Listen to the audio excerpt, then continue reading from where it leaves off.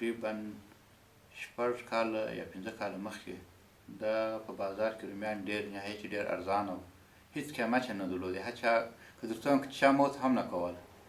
نو په هغه بنیاد باندې چې ما د بزګرانو دپاره د دې خلکو دپاره د دې رومي دپاره باید یو مارکېټ موږ پیدا کړو. نو په لحاظه دغسې د کارخانې فکر راته ولاړ شو.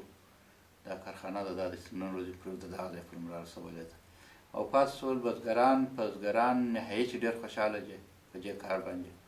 یعنې که زه دا درته ووایم چې دلته یو وخت موږ رومیان راغوښتي وو، پیسې مو ورکولې، تا به دا فکر کړی وای دا رومیان زموږ یو عوارض پیدا شوله، یو څو ساعت مو کار درولی وو، بیرته چې مو کار شروع کړئ تا به دا فکر کړی دا پیسې موږ مه چورکوو. دا بزګر دونه په خوشحاله وو.